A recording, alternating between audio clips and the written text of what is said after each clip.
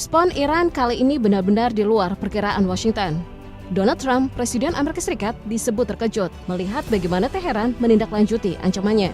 Padahal sebelumnya mendiang Ali Khamenei sudah mengingatkan bahwa satu serangan saja bisa menyeret kawasan ke perang regional. Namun peringatan itu dianggap Trump tak lebih dari gertakan politik. Hingga akhirnya ia membuktikan bahwa itu bukan sekedar kata-kata. Sejak konflik terbuka meletus, negara-negara Teluk yang selama ini menjadi lokasi pangkalan militer Amerika ikut menjadi sasaran serangan. Situasi tersebut mendorong pemerintah AS mengeluarkan imbauan darurat agar seluruh warganya meninggalkan Timur Tengah. Keputusan itu diambil karena mereka tidak menyangka Iran benar-benar berani menghantam negara-negara Teluk secara langsung. Langkah Teheran tak berhenti di situ. Selain menyerang pangkalan militer AS di kawasan Teluk, Iran juga menutup Selat Hormuz, jalur vital yang setiap harinya dilalui sekitar 20 juta barel minyak. Penutupan ini langsung mengguncang pasar energi global dan membuat harga minyak melonjak tajam dalam waktu singkat. Di tengah perkembangan itu, posisi Amerika terlihat goyah. Washington bahkan menjanjikan gelombang serangan lanjutan yang akan difokuskan pada penghancuran kemampuan balistik Iran. Langkah tersebut diambil karena kekuatan AS di Timur Tengah dinilai mulai melemah setelah pangkalan-pangkalan militernya dihancurkan. Lalu seberapa besar tingkat kerusakan yang terjadi? Kita kupas satu persatu.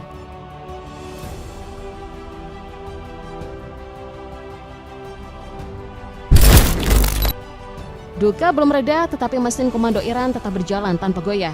Di saat situasi makin tegang, IRGC memilih merespon dengan aksi langsung. Sejumlah target disebut dihantam sebagai jawaban atas serangan Israel. Nama yang paling disorot adalah kapal induk Amerika Serikat, USS Abraham Lincoln, yang sedang beroperasi di wilayah Teluk. IRGC mengumumkan bahwa 4 rudal balistik telah dilepaskan sebagai balasan atas tewasnya pemimpin tertinggi Iran, Ali Khamenei. Dalam pernyataannya, mereka menegaskan bahwa kawasan darat maupun laut bisa berubah menjadi kuburan bagi pihak yang mereka cap sebagai agresor teroris. Namun klaim itu dibantah oleh United States Central Command yang memastikan kapal induk tersebut tidak terkena serangan. Selain kapal induk, Iran juga menyebut kapal komando dan kapal dukungan tempur militer Amerika Serikat di perairan regional sebagai sasaran. Operasi kemudian meluas ke wilayah daratan. Pangkalan militer Amerika di Bahrain, termasuk area sekitar markas armada kelima Angkatan Laut AS di Manama, disebut menjadi target. Rekaman yang beredar menunjukkan kepulan asap hitam tebal di sekitar lokasi. Walau sejauh ini, tingkat kerusakan belum dapat dipastikan. Cakupan serangan disebut semakin melebar hingga ke Arab Saudi. Pangkalan militer AS di negara itu diklaim turut dibidik, memperluas arena konflik dari laut menuju fasilitas strategis di darat. Sejalan dengan ancaman sebelumnya, Iran menegaskan bahwa bila mereka diserang, maka seluruh aset dan kepentingan Amerika Serikat di kawasan Teluk dianggap sebagai target sah. Eskalasi pun menjalar ke berbagai titik penting di Timur Tengah. Laporan ledakan terdengar dari Dubai sampai Doha, memperlihatkan bahwa situasi telah melampaui sekedar penyataan politik. Dalam perkembangan terakhir, IRGC mengklaim telah menyerang 27 pangkalan militer AS di kawasan Arab. Mereka juga menyebut sejumlah fasilitas penting Israel sebagai sasaran, termasuk pangkalan udara Talnov, markas militer di Hakeria, Tel Aviv, serta kompleks industri pertahanan di kota tersebut. IRGC menyatakan serangan ini belum akan berhenti dan menjanjikan tamparan berturut-turut sebagai bentuk balasan lanjutan. Di wilayah Irak Utara, dentuman keras mengguncang kawasan sekitar Bandara Erbil, titik di mana pasukan koalisi pimpinan Amerika Serikat bermarkas. Kepulan asap hitam terlihat membumbung tinggi, memperjelas bahwa fasilitas militer menjadi target langsung. Sehari sebelumnya, koalisi AS menyatakan telah mencegah sejumlah rudal dan drone bermuatan bahan peledak di area yang sama. Itu menjadi tanda bahwa rangkaian serangan terjadi berulang dan disusun secara terkoordinasi. Di sisi lain, Israel segera mengaktifkan sirine peringatan serangan udara di wilayah tengah serta sebagian tepi barat. Pihak militer Israel menyebut sedang melakukan penjegatan terhadap rudal yang diluncurkan dari Iran, sekaligus menegaskan kesiapan mereka untuk membalas bila situasi menuntut. Suara ledakan juga terdengar di Doha dan Manama, sementara Kuwait menyalakan sistem peringatan daruratnya.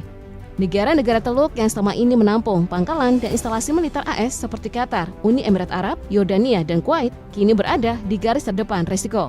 Mereka melaporkan adanya rudal yang melintas di wilayah udara masing-masing dan berhasil dicegat. Di Doha, beberapa rudal yang diarahkan ke pangkal udara Al-Udaid berhasil dihentikan sistem pertahanan. Namun dengan serangan yang datang bertubi-tubi, tidak seluruhnya dapat dicegah. Militer Iran kemudian menyatakan bahwa pangkalan Amerika di Kuwait sepenuhnya berhenti beroperasi akibat gempuran berulang. Pangkalan di Bahrain pun dilaporkan mengalami kerusakan berat setelah diserang menggunakan drone.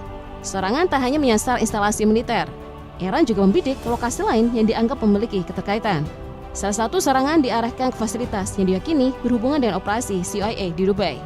Hotel mewah Fairmont The Palm dilaporkan terbakar dan menyebabkan 4 orang terluka, merujuk pada informasi bahwa agen dievakuasi ke tempat tersebut. Bandara Internasional Dubai turut menjadi sasaran dengan laporan 4 korban luka. Rangkaian serangan ini menunjukkan dampak destruktif yang meluas dan sulit diprediksi. ARGC bahkan mengklaim lebih dari 560 tentara Amerika telah tewas. Sejumlah laporan menyebut untuk pertama kalinya sejak penarikan pasukan dari Afghanistan, tentara AS kembali dipulangkan dari Timur Tengah dalam peti mati.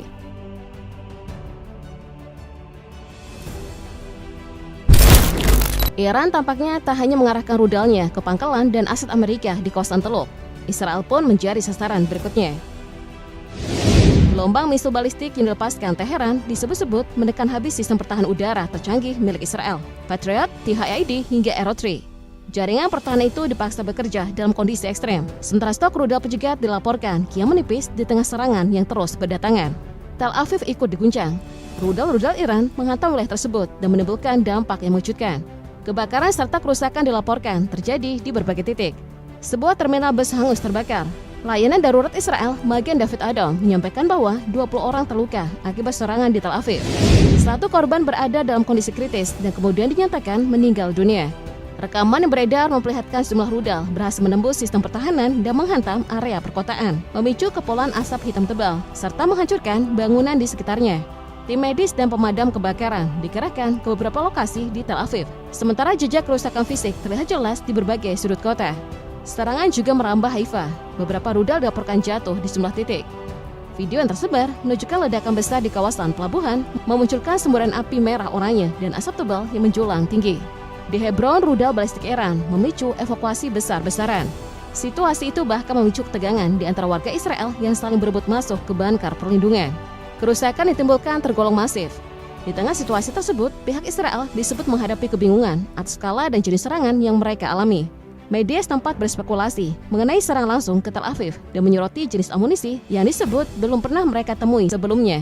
Pada 1 Maret 2026, rudal balistik Iran juga dilaporkan menjangkau kota Beit Shemesh. Media menyebut 9 orang tewas dan 20 lainnya terluka akibat serangan tersebut. Selama bertahun-tahun, Iran disebut menyusun doktrin serangan bertubi-tubi atau salvos untuk menguras dan mengeksploitasi celah dalam sistem pertahanan udara Israel. Polanya sederhana namun sistematis, menghantam berulang kali hingga persediaan rudal pencegat lawan terkuras. Israel memang dikenal memiliki teknologi pertahanan yang sangat canggih, tetapi tekanan tanpa henti seperti ini dirancang untuk mendorong sistem tersebut ke batas kemampuannya. Menghadapi intensitas serangan yang tak terduga itu, militer Israel dilaporkan kesulitan mengimbangi. Situasi disebut makin rumit dengan kabar bahwa Benjamin Netanyahu pergi ke Jerman di tengah eskalasi yang terus meningkat. Para pengkritiknya menilai langkah itu sebagai bentuk meninggalkan rakyat Israel dalam kondisi berbahaya, sekaligus mempertanyakan kapasitas kepemimpinannya saat ancaman datang bertubi-tubi.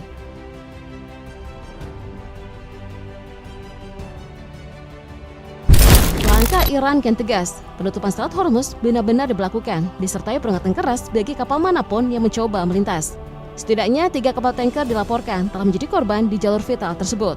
Tak berhenti di laut, Iran juga mengumumkan keberhasilan menembak jatuh drone pengintai Amerika jenis MQ-9 Reaper yang nilainya diperkirakan sekitar 35 juta dolar AS.